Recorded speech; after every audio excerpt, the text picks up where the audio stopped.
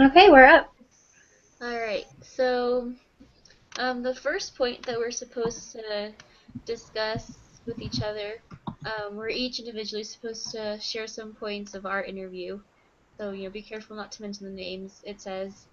But I guess talk about the children, or not the children, but what the parents found in their children, what you found, and all of that. So, is there anyone who wants to go first? I can. Okay. Um, I spoke with a family member. She has two children. She has a daughter, and then whose development has been completely normal, and then a son who developed well ahead of schedule for the first 14 months of his life. At 14 months, he was stringing together three-word sentences. He was reading small words, two and three-letter words. And then shortly after that, there was, she said, drastic and rapid regression in speech, socialization, attention, balance, and immune system. He completely stopped talking. Everything completely went away. Right after Wow. his second birthday, he was diagnosed with autism, um, and has since been diagnosed with a million different issues. So they've had a lot of help from the school. It was an interesting conversation. It was really hard to get through. Yeah. So did they do different kinds of things like earlier intervention, stuff like that? They did. Let's see, I wrote it all down. Okay, so they worked with DDI Advantage, which is an early intervention program. They worked with neurologists at Primary Care Medical Center, and they had several different speech pathologists. He attended a specialized school, Carmen B. Pine Green School for Autism, um, and he, like I said, it's a family member, so I remember him always having somebody there from the time he was little. He was always in one school or another. He's on special diets. In addition to autism, he has hands, pandas. And I wrote down what all of these are somewhere else. Um, encephalopathy, which is a form of brain damage, mitochondrial disorder, and the mitochondria is responsible for producing energy, so he has to be on a very strict diet. He also has an MTHFR gene mutation, and with that mutation, his body doesn't flush out the toxins. Um, Wow. it's this poor kid. He his diet, let's see, because of all these issues, he has to eat gluten-free, dairy-free, GMO-free, soy-free, sugar-free, no processed foods, no artificial flavors, none of these things. If he gets a hold of even a little bit, he gets headaches, acid reflux, he giggles uncontrollably, and it makes him really aggressive. And when that happens, he starts with self-harming behaviors. He'll bang his head against the wall, bite himself, all of these just terrible things. And so they can't leave the house. They can't go out to eat. They can't go to parties. They can't do any of these things um, because he's allergic to absolutely everything. And he's getting strong as he gets older. He's getting really strong, and so sometimes he lashes out at them. So they can't get a sitter either. So they don't get to go out on dates. They've said that they've lost lots of friends because people don't understand their situation, and they have people who get upset because they can't go out and do things. Then they have people who are afraid to be around their son because they don't understand his issues, and he's completely nonverbal. He only speaks in one-word demands, so that makes it even more difficult because they don't always know what's bothering him. Yeah. Um, it it was heartbreaking to sit and listen to all of that and to hear about some of the things people have said about her little boy, and I have two kids, and to Mm-hmm. imagine somebody saying those things about my son would just be devastating.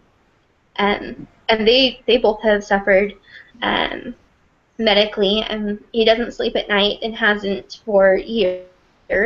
They've both been treated for exhaustion at different points. Her husband passed out a couple of months ago from exhaustion and fell on his face and dislocated his jaw and shattered his teeth. And Oh my gosh. yeah, she's been diagnosed with PTSD, and Oh my it is just unbearable. They say out of pocket, they pay $45,000 a year right now for doctor's appointments and medical and special diet and all of that.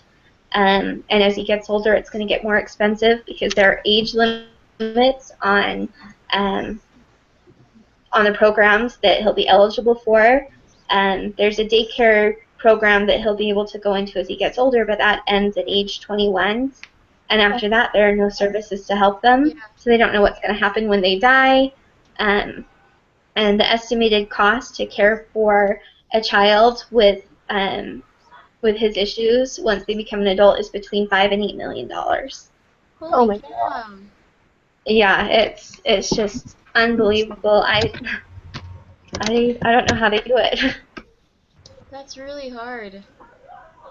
Oh my gosh. I can't imagine being a parent like that. I mean, they sound like incredible people, but to have to go through that would be a lot. That's a huge burden. Yeah. And How? most of the people, they try to get involved in the community of other autistic parents, and it's really hard to stay that way and stay involved and try and find a support system because most couples don't stay together. Yeah. Okay, sorry guys, my laptop is about to die. Unplug it really quick. Yeah, I couldn't even imagine. That would be really hard. Sorry. Yeah. This is not a fun assignment. Yeah, and you said it was a family member? Yeah. Oh, okay. Yeah, you remember like watching, like know what he's And yeah.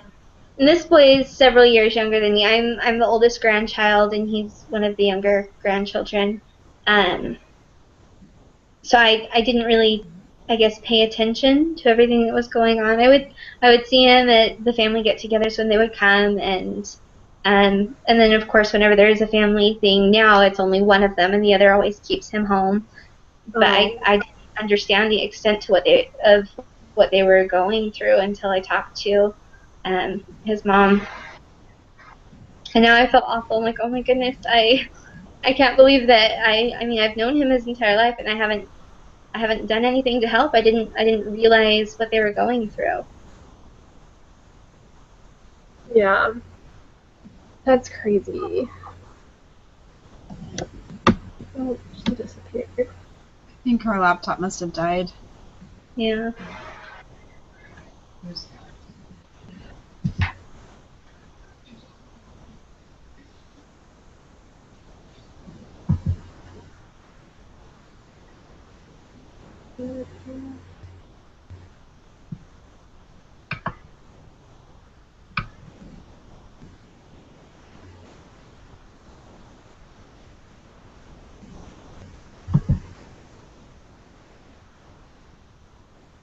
One of the points it asks was after the interview, what is the sense of normal? And I think that really it changed my idea of what normal is, because I'm always worried about with my kids. Oh, is my daughter on track with her reading and with this? And my daughter's she's in the top like 5 kids in our class, and I'm always like, wait a second, that's not good enough. You have to be the top student. And then talking about this, I'm like, you know what? She's just fine. We don't have any of these issues. She's got a couple of slight food allergies, and I carry the same gene mutation that this boy has, and I have some issues with it as well. It can lead to infertility, and that's something that I'm dealing with because of it.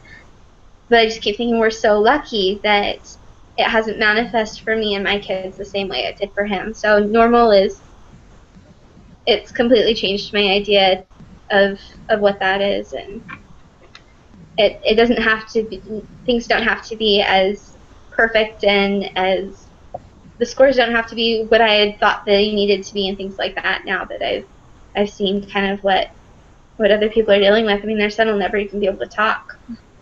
Yeah.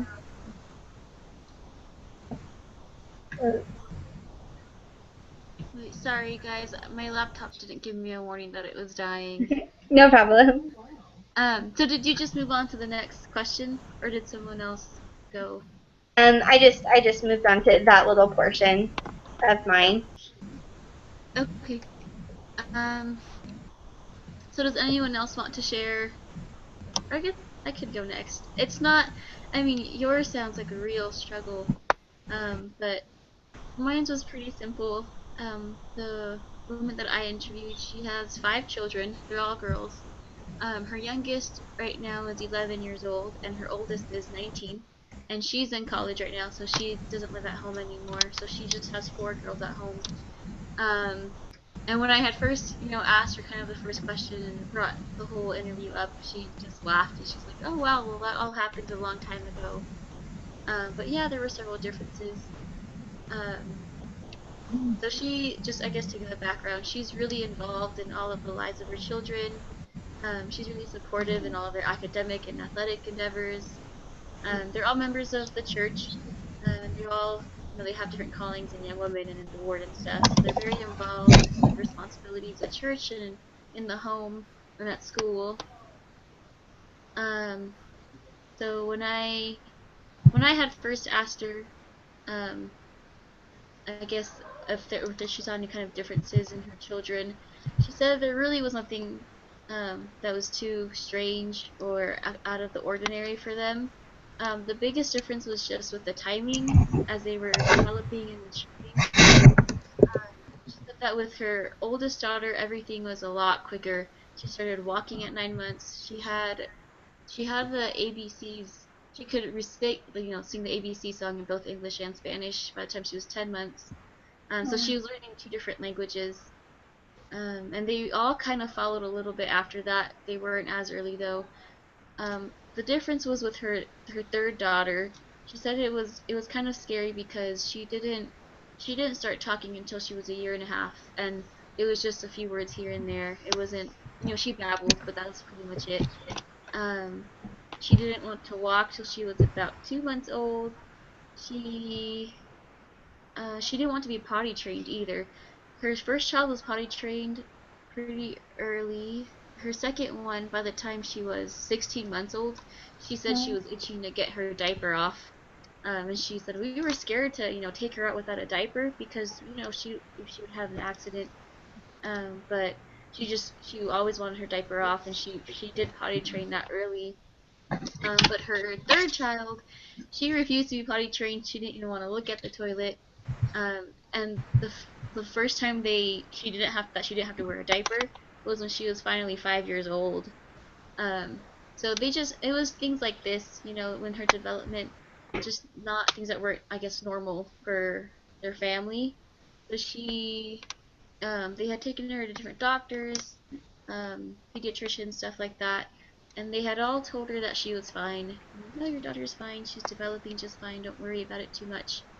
Um, and I mean, they were right. Right now, she's 15 right now, I believe. Yeah, you told me. Yeah, she's 15. Um, and she said that there's nothing wrong with her. She has no kind of delays cognitively or developmentally, anything like that.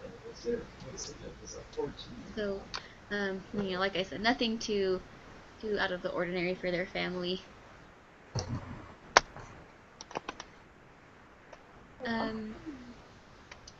I guess for her though, she said it because as she was kind of working with different people to try to figure out if there was anything wrong with her daughter, she ran into a lot of parents who had children. I guess kind of like the kind that you interviewed with your family,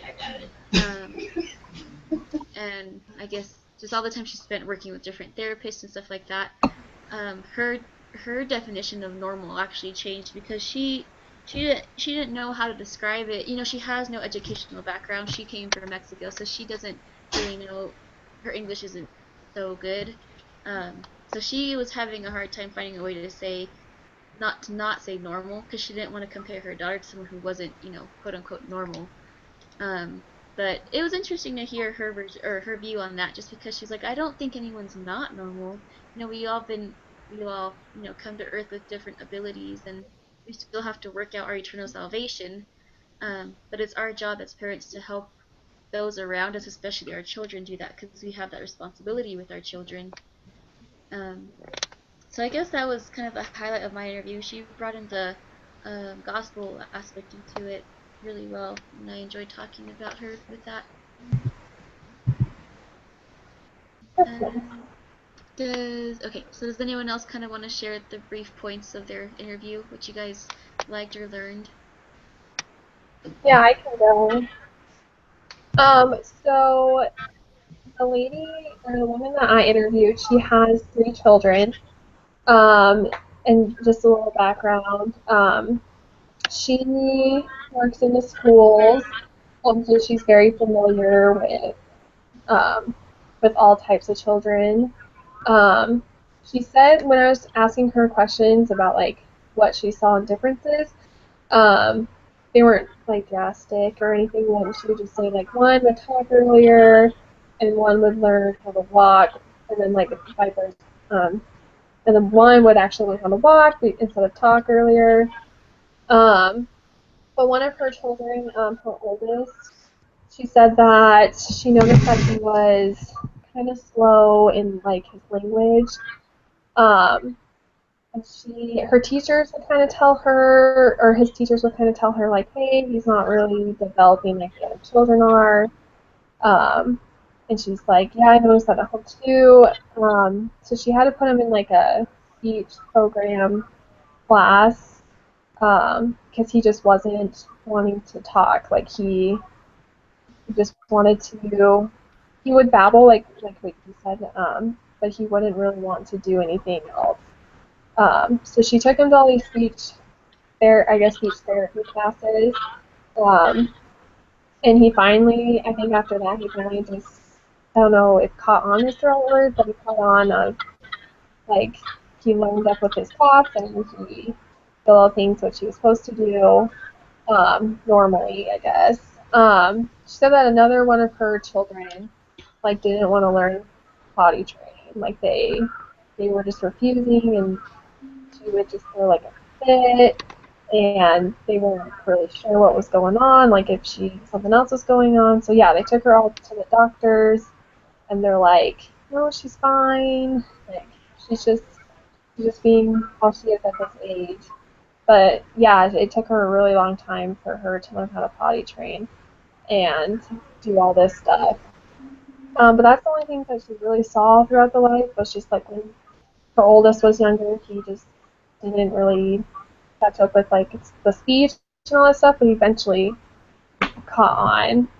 Um, for normal, her thing was when I like was discussing this with her, she said that uh, she works in like the schools.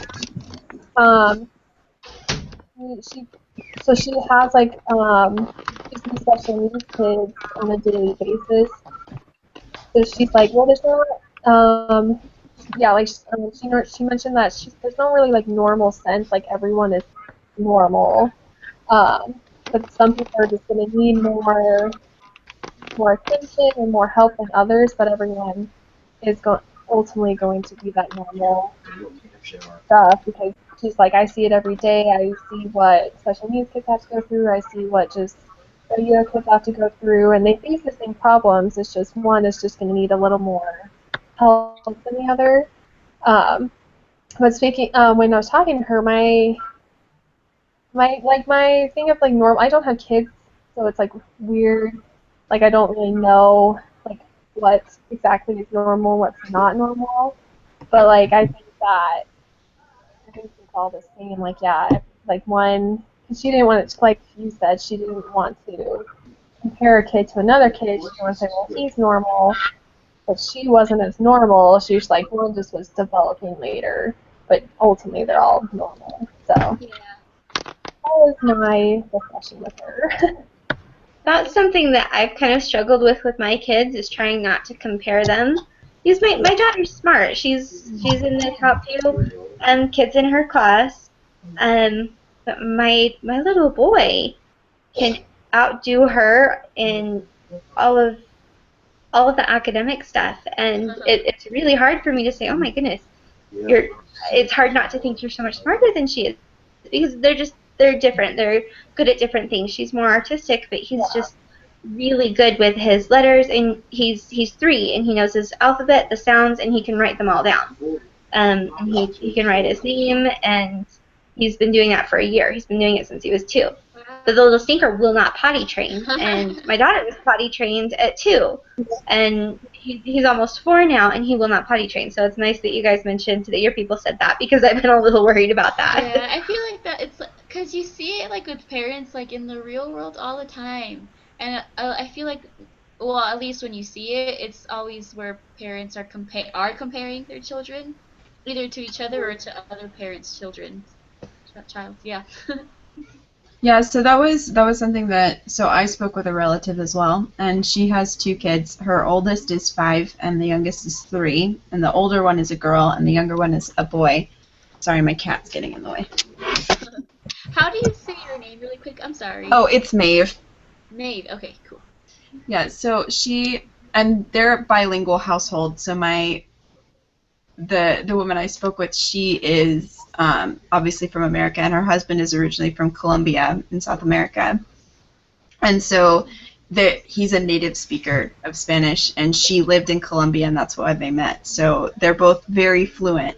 And something she talked about was how her older child developed like really early, physically and cognitively. So like she was like walking by 10 months, and she sat up at like 4 months. She used these tricks when she was young to be able to say whatever she wanted, because they were teaching her 3 languages. They taught her English, Spanish, and sign language. And so she would use whichever word was the easiest, was how she described it. So like butterfly in English is very long, and in Spanish it's equally as long, but in ASL it's very easy, so she would use the ASL to say butterfly instead of using English or Spanish. And she just did that until she could communicate in all of the languages. Whereas her son, so the younger of the 2, he kind of did things at his own pace. He sat up at 6 months, but he wouldn't walk until 15 months. And the point that she made was that she didn't think he was like unable to do it. She thinks that he didn't want to. And that just goes along with his personality and the person that he is. He's just much more relaxed and wants to do things at his own pace. Like even now he can say words, but his pronunciation is not very good. And so when he wants to say something, but he can't pronounce it correctly and he knows he's having trouble with it, he'll just say, "I can't." Oh. Instead of like trying to say the word, because he doesn't want to do it.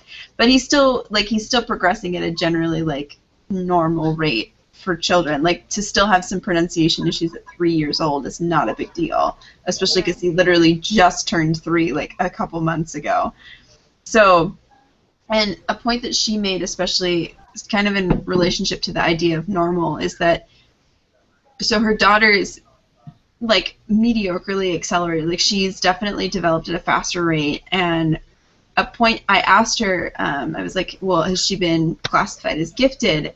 And she was like, we could have done it, but we decided not to, because I've seen the way that the schools treat them and how they burn them out so quick that I didn't want to like force her into it. And we talked a lot about how kids have to set their own pace of development, because she's seen that with both of her kids, because obviously the younger one does it whenever he wants to, and the older one just kind of like goes at her own pace. And so that's kind of what I got, was that like normal for each kid is going to be different, but ultimately like we worry about it way too much and we should be way more relaxed. But we did, because neither of her kids have any kind of associated issues, we talked about another one of my relative's sons who is like extremely like he has a lot of issues. He's on the autism spectrum disorder, and he is still like very bad at communicating. But at the age of 2, not only could he recite his alphabet, but he could write the letters. But like conversely, he couldn't hold a spoon and feed himself. And So it's interesting to see, like, but she talked about how his mom knew, like, pretty much immediately, like, when things started to, like, happen that weren't, like, what they were supposed to be. She knew, like, pretty early on that he had a problem. Yeah. Mhm. So I'm kind of curious about her. You said it was her first child, I think. Mm-hmm. How she used the words that were easiest. Mm-hmm. Is she like? Can she? I guess speak fluently now. Yeah, she's completely fluent. So she's 5 now, and she can hold a conversation with you that's, like, 10 minutes long if you can keep her concentration that long. Oh my gosh. I mean, she loves to talk. She's a lot like her mom. Does she know a lot of sign language also, or does she just like catch up on it? I don't know if the sign language stuck around for very long, because I know that's like a new big thing with kids, that when they're still nonverbal, they can sometimes communicate with their hands, like saying more or eat or different things. And it's easier for them to learn the signs, and they can do that sooner than they can say words, just because of the way that the brain develops. But she can speak in both English and Spanish just fine, and she can switch back and forth, no problem. Yeah. I was a nanny in Germany, and the kids were like that. They'd always had English-speaking nannies, and they were 2 and 4 when I first got there, and they would do the same thing. They would pick whichever word was easier, and so they would speak half in English, half in German, but Mm-hmm. they could switch back and forth whenever they needed to. The little 4-year-old would, when he was upset, if his mom was there, he'd throw a temper tantrum in German, and if it was just me, he'd throw the same temper tantrum in English. In English. Wow. It's crazy when they're that little. We have a friend from Germany staying with us right now because my kids are going into the German immersion program, Mm-hmm. and I think that it really does make a difference starting them younger. My daughter, who's 6, is having a harder time picking up on the German than my son. We'll ask her the same questions in German over and over again, and she's always like, "Oh, I don't know what that means." And then my 3-year-old will turn to her and tell her what I asked, or what our friend has asked. So I think it's incredible the capacity they have to learn languages when they're little. Yeah. I have a cousin. Recently, now we're speaking about it. He is about, I want to say 1 or 2 now, but like he's not really developing and speaking. But his parents have told me that they're teaching learn to sign language so that he can communicate when he's like hungry or when he like needs something, so that they can communicate and he'll understand it. If he's like, oh, like, are you still hungry? Like, what do you need? And he'll be able to. If he's not speaking right now, so they're like, this is what we're teaching him. So hopefully he can catch on. But I guess he's learning it well, so because he'll do stuff like they'll say like, I don't know the sign for like sit, and he'll sit down. Like I think it's just like you said. I think it does come in handy down the road. So Yeah.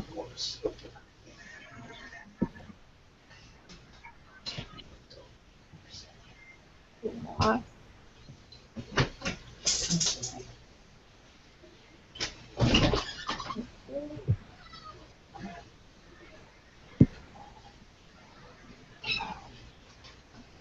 Does it look like Elisa's frozen?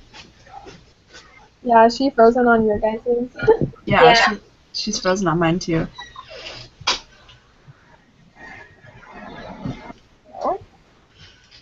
No. I guess we can. I don't know where she left off. So okay, the next question, I don't know if we covered this, was, do you find that parents were often last to know if there's a delay or problem with their child? How did they come to that awareness? My impression has been that the parents are usually the ones that catch on first. Me too. Yeah. Yeah, I agree with that. I feel like because they're always like around their child, like they're gonna be the first one to notice if something's wrong.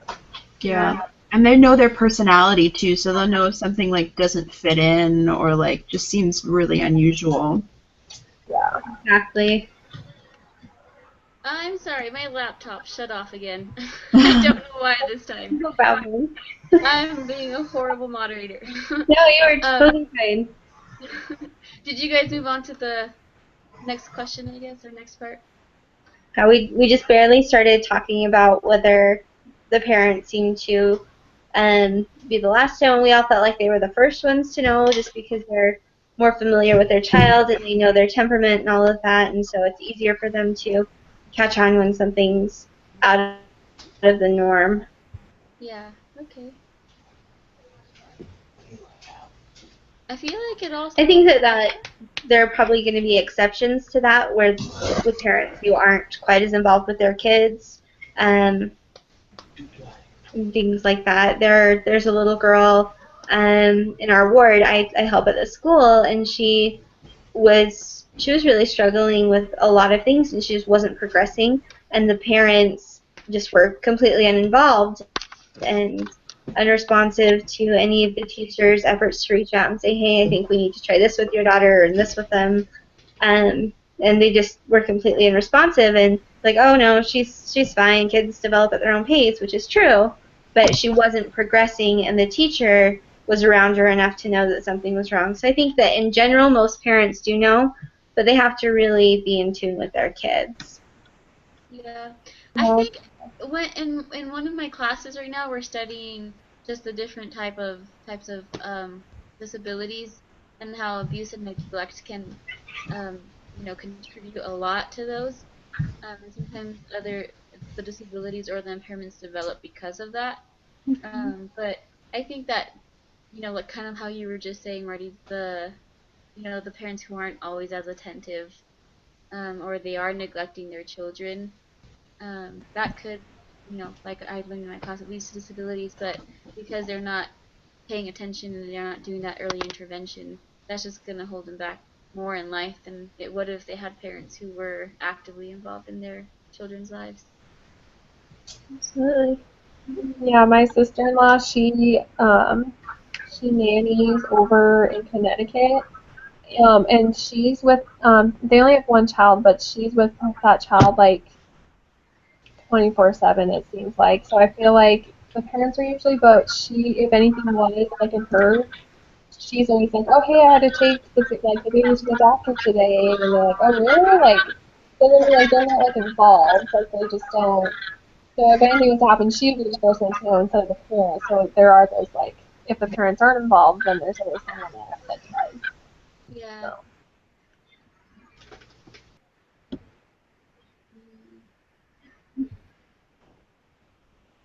I also think it's good when parents, a lot of them, especially when children are younger, and I feel like they are so overprotective of their children because they want to make sure that they're developing right. And I love that in parents, they do want to make sure that, if there's something wrong, it needs to be taken care of right away. And I saw that a lot with my mom. There was always something that was freaking her out. Like, oh, she did this, this has to be wrong, or he did that. Like, no, mom, calm down. That's kind of normal in children. Um, but I think that's also, I don't know if you guys talked about this before my laptop shut off, but that's, I think, one of the reasons that they're always the first to know, because if there's even a hint of something, they're going to try to check it out right away and see if it's a problem or if it's going to be a problem. Yeah. So, did you guys, that question asked if you got a sense of whether or not the parents were receptive to receiving the services? My aunt was. Oh, sorry. Gave it away. My aunt was. Um, with her son, they were receptive because they needed the help, and um, they knew that their son needed those services and that he wouldn't be able to function without them. Yeah. It was just what had to be done.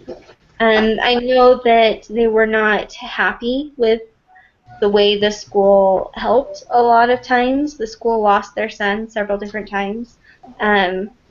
Autistic kids tend to wander, and some of the people that they had him with didn't watch him closely, didn't take care of him, and they had to change schools a couple different times until they found people who were really good with him. They didn't know how to handle the severity of his condition. Wow. So it was really, really tough for them. I mean, autism is a spectrum, so there are all these different levels, and he's he's very severe, and a lot of the people that they worked with hadn't come across a condition as difficult as his. So they took advantage of the services that were offered, but they weren't always happy with them. Now they're very happy with the situation that they have set up and with the people they have working with them. They've taken him out of the public school system, um, and are going more private route, and that's made a big difference. But after years and years of trying all of these services, it hasn't really changed any of the things that they were trying to direct it toward. As far as like learning to read and write, he'll just never be able to do those things. So now it's more managing his conditions and trying to help him learn to just do other things for himself, get dressed, shower, go to the bathroom, things like that, without help. Wow. Yeah. That's interesting. Which is why they're private instead of the public school system can't really help with that. So Yeah. Wow. I think for like my the woman I talked to, I think that she was I think that she felt really grateful that there was actually programs out there that could help with his speech, because she's like everything that she felt that not that she was, you could tell that like from what I was talking to her that she was she said back then I felt like I like was kind of failing because I couldn't get him to talk to me, like he just wasn't talking, like I couldn't do anything, and if I felt like I was doing something wrong. So she said that she was really grateful that there was programs out there that could help him develop and that she could help him along the way. So I think that she really liked that there was that advantage, and that even though if there weren't those programs, that there was always like someone in the ward or a family member that was willing to step up and help. So I think that was a plus for her. That's a blessing. It's really cool. Yeah.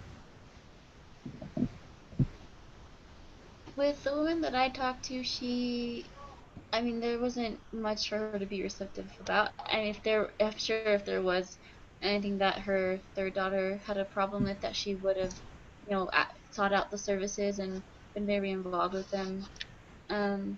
But I guess the times that I have worked in the schools for different practicums, or when I've been volunteering or working there, it's been very frustrating when I have seen parents who have children who have any kind of special needs, um, and they refuse to accept the services, or they refuse to put their children in special need classes. And it is not always classes. I mean, they have different push-in services or pull-out services, and stuff like that that doesn't require them to be in the classroom all day, because you want them in their least restrictive environment.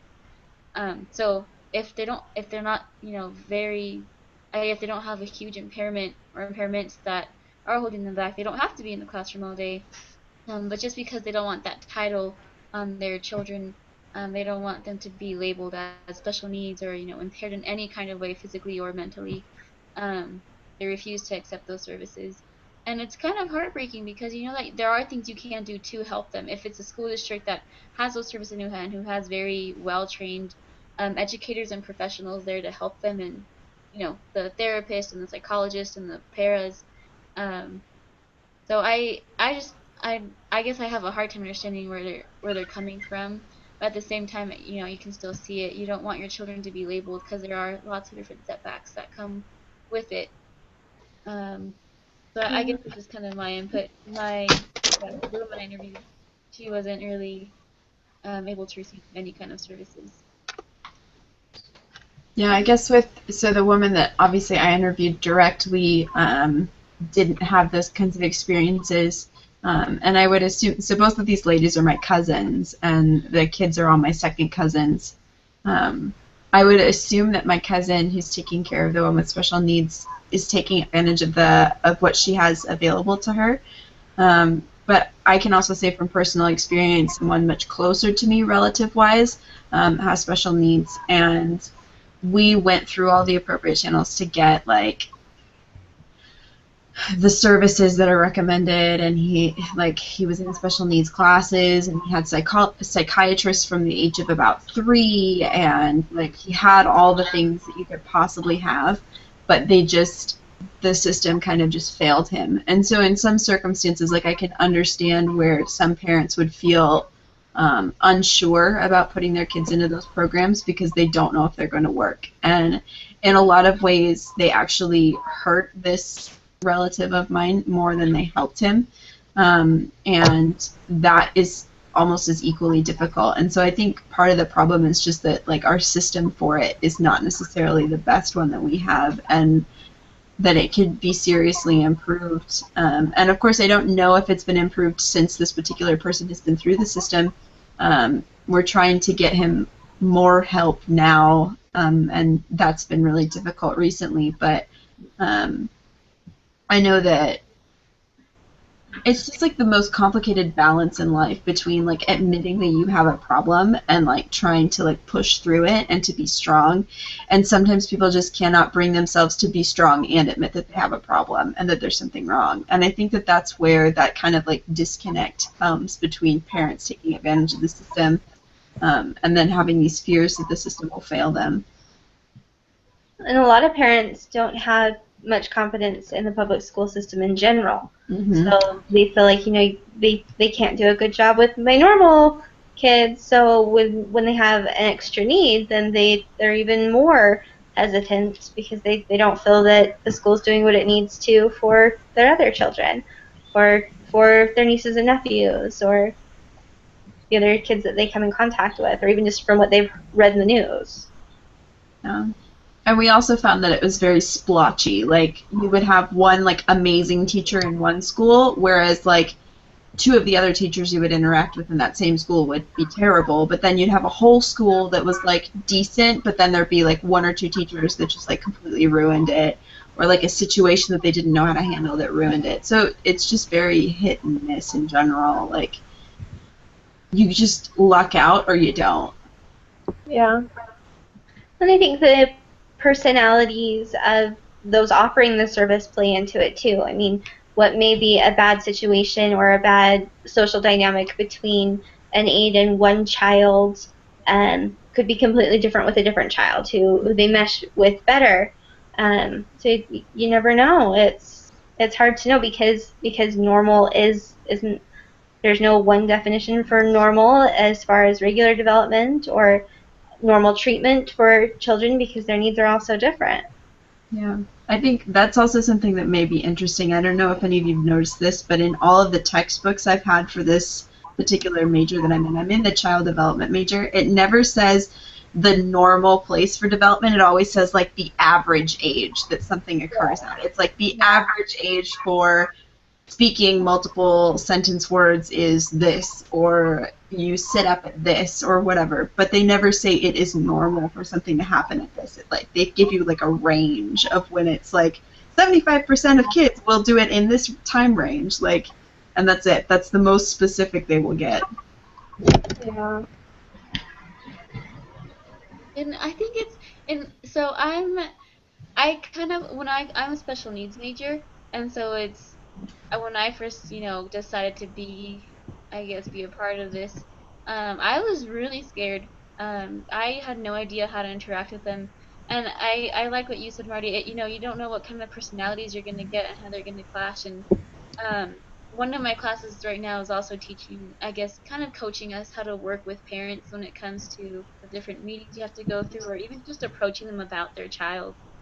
Just because it can be really hard, and the personalities just don't always work out. And I don't know. I guess I kind of forgot until you guys brought it up. Now they don't.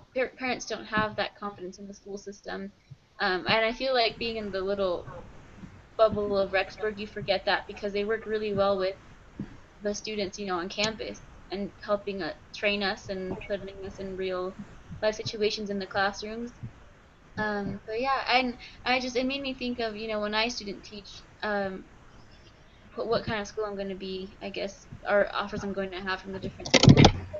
We had some of the principals come talk to us about a year ago, and one of them has a school in their district, and families from very low socioeconomic backgrounds. And I don't know. I guess I love what you guys said. I had forgotten all about that. I guess that is why parents are scared, because here they're teaching us on, having to have that differentiated instruction for each of your students. But you don't see that too often, out in different states, because they have so many students to worry about that they just can't worry about. Okay, well, we have to put Johnny, in this classroom at this time and pull, Linda out at this time and give her this kind of service for, who knows what. Um, but yeah, I think for like on the parents aspect, with parents with special needs, I feel like parents know, like they know how to, they know how their child works. They know what they need. They know what they don't need. And like when you guys were talking about the school system, I feel like there's always maybe that fear, if that's the right word, of like placing them in a classroom and they not getting what they need, like not, like they don't know how to treat their, like they don't know how to, not like treat, but teach their child, like, because like they know what to do, but it's like, do they know what they're doing? Like, you know what I mean? Like, yeah, it's like you have to, yeah, because you could get one good teacher one year and the next, you're like, well, that didn't really help them in any way, so I guess it's, yeah. With Yeah. my daughter, oh, go ahead. No, I'm done. You're good. Sorry. With my daughter, we had her in a private Catholic school for a while, and we left it the first year, and she had the same teacher um, both years she was there, and it was absolutely fabulous. The teacher was wonderful. Audrey just absolutely thrived. The next year, they changed the dynamic and put the younger kids and the older kids in the same group, and it more than doubled the class size.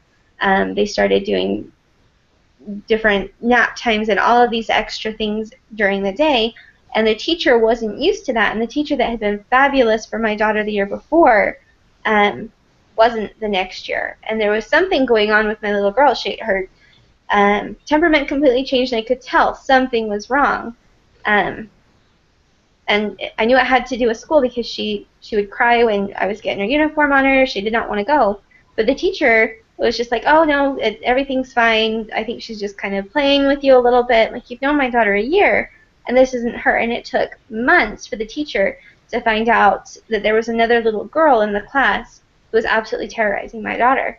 oh And my my daughter gosh, wouldn't talk to me about it, and because she thought this little girl was her friend. And so she's like, oh, she's my friend. I can't say anything about it. And the teacher was there in the classroom with these kids all day long, every day. And I went to the teacher every day. I'm like, something is wrong. There's something going on. Something's not okay in the class. Audrey's so unhappy. She hates school now, and that's just not her.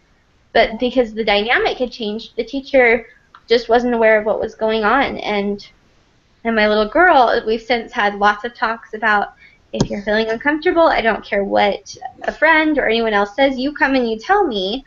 And so we've talked about that, so I know that she'll be more open with me now. At the time, she'd never experienced something like that before, and so she didn't understand that she should come and tell me, because that's not how real friends act.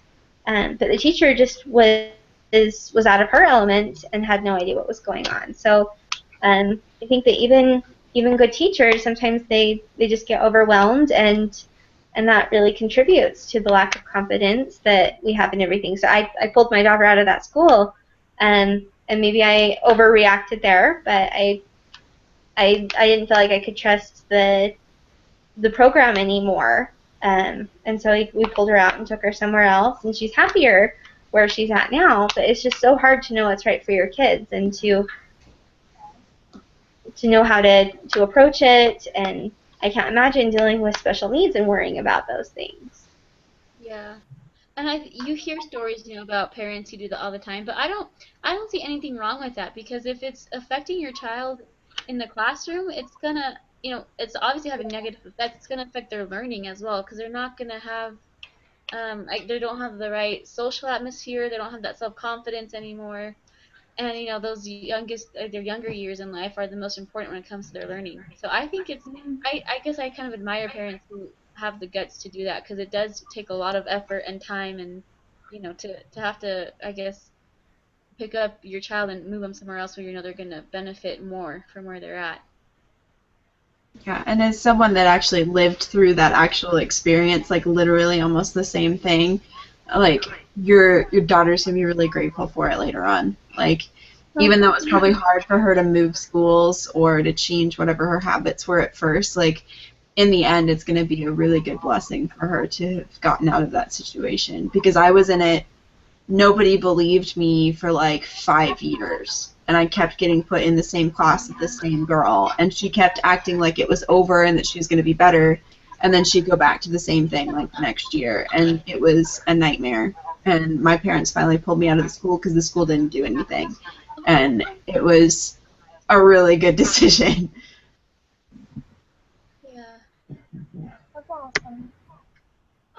But it's stories like this that sometimes scare me to be a teacher, but you always But hope there that are you can teachers learn.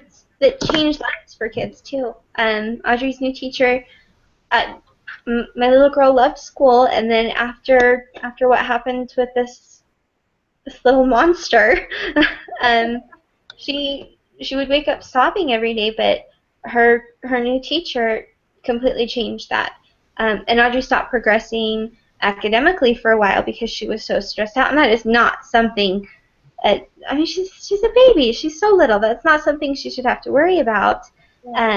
But her new teacher made her love school again. So there are teachers that change lives too, and for the better. Alright, so I believe we kind of answered the last part along with the first part. Talking about how they reacted to the needs that they had. So in the last few minutes, we're just kind of supposed to summarize our discussion, and summarize any consensus that was reached. We talked about a lot. Yeah. But we all shared the different experiences that we talked about with our parents in our interviews. Um, and I think yours, Marty, was definitely the most extreme. And I think, talking with her, you probably learned a lot. Because I learned a lot, listening to all of your points of views. But and then we talked about, I guess what we found was normal, not normal. Um, and I guess what normal means to us. And we all seem to be on the same page with that as well. Um, then we talked about the problems that the children had and how the parents reacted to it and the different services that they received. And then we kind of had a discussion off of that, I guess, with the different schools and the services that are provided. Is there anything else that you guys wanted to add? I think you covered it. Yeah, I think that was good. No, Okay, you I'm got sorry it. my laptop kept shutting off. Horrible. Yeah, it's okay. But thanks for Okay. setting this up. That was really nice of you. No problem. I'm going to stop the broadcast.